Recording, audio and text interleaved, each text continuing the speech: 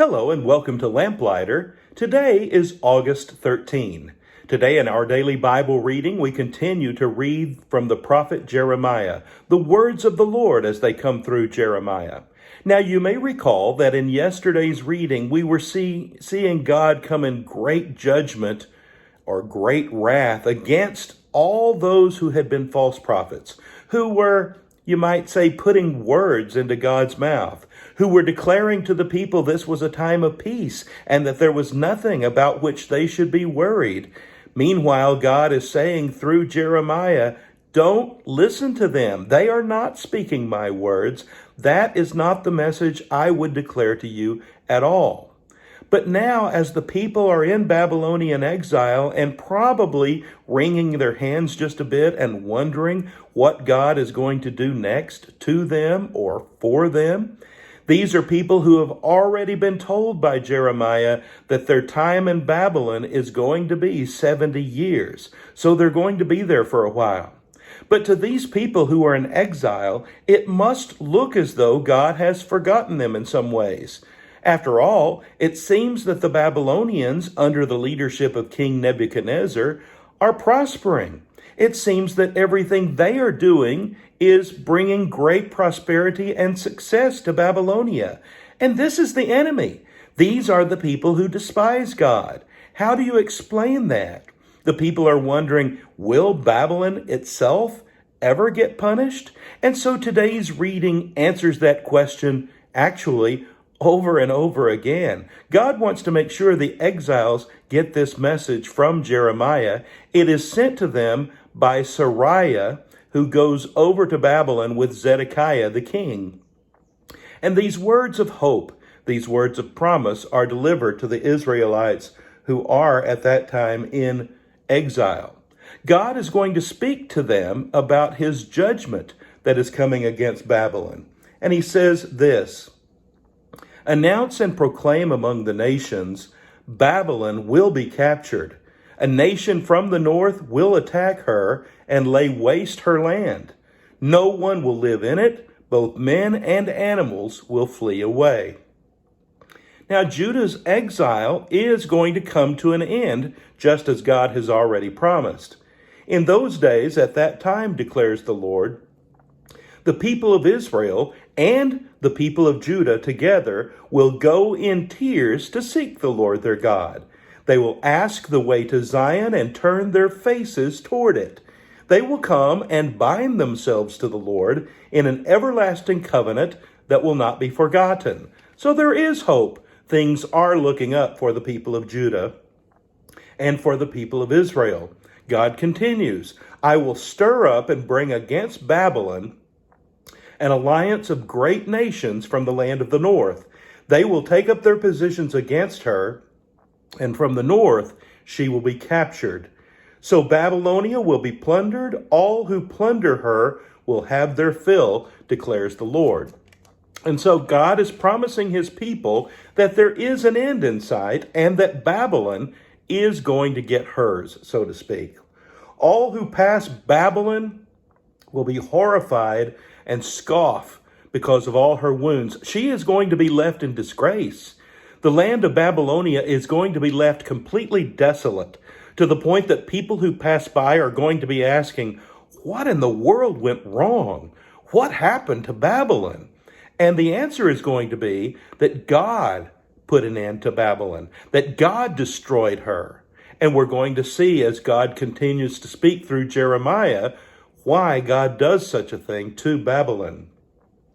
God is even going to encourage Babylon's enemies that surround them. Take up your positions around Babylon. All you who draw the bow, shoot at her. Spare no arrows, for she has sinned against the Lord. There it is. Why is God destroying Babylon? She has sinned against the Lord. Since this is the vengeance of the Lord, take vengeance on her. Do to her as she has done to others. Babylon is going to get what has been due her. Nebuchadnezzar himself is going to be named in today's reading as one who will be also punished, along with the generic punishment language directed toward Babylon. Listen to this.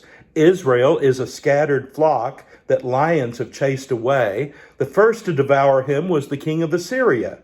The last to crush his bones was Nebuchadnezzar, king of Babylon. Therefore, this is what the Lord Almighty, the God of Israel, says: I will punish the king of Babylon and his land as I punished the king of Assyria. In the meantime, there is even more hope granted to Israel and Judah because they're going to be forgiven of their sin and their wickedness. I will bring Israel back to his own pasture. His appetite will be satisfied, God says. In those days, at that time, declares the Lord, search will be made for Israel's guilt, but there will be none, and for the sins of Judah, but none will be found, for I will forgive the remnant I spare. God is again going to call Babylon's enemies to war. The noise of battle is in the land, the noise of great destruction. How desolate is Babylon among the nations. I set a trap for you, O Babylon, and you were caught before you knew it. You were found and captured because you opposed the Lord. There it is again, the reason for God's wrath. The sovereign Lord Almighty has work to do in the land of the Babylonians. He says, repay her for her deeds. Do to her as she has done, for she has defied the Lord, the Holy One of Israel. Babylon has been arrogant. Babylon has been full of herself, and God is finally going to bring her down. Now, I want you to direct your attention to this section right near the end of today's reading that is entitled Israel's Redeemer Strong. This is really the significant turning point for the people of Israel, for the people of Judah to hear these words. This is what the Lord Almighty says. The people of Israel are oppressed, and the people of Judah as well. All their captors hold them fast, refusing to let them go. Yet their Redeemer is strong. The Lord Almighty is his name. He will vigorously defend their cause so that he may bring rest to their land, but unrest to those who live in Babylon. You see, this is the key. God is the ultimate warrior. It is God who is going to deliver his people. It doesn't matter how strong or how successful or how prosperous Babylon appears to be. They are going to be brought low by the hand of God, Israel's Redeemer. At the same time, Israel and Judah are going to be brought back to their land. They are going to be reunited as a people, and they are going to worship only the Lord their God. Babylon is going to be destroyed, and if you read the last section of today's reading, once again, Babylon's destruction will be compared to the destruction of Sodom and Gomorrah. It is going to be utter desolation. It is very clear from today's reading, as always, that this story is about God. There is no one more victorious than God himself. God is the ultimate victor. God will ultimately have his say, and his people will be reunited to fall at his feet and worship him and give him praise. Isn't it great to know a God like that, even today? Isn't it great to be a lamplighter? His word is a lamp to our feet and a light to our path. I hope you have a blessed day.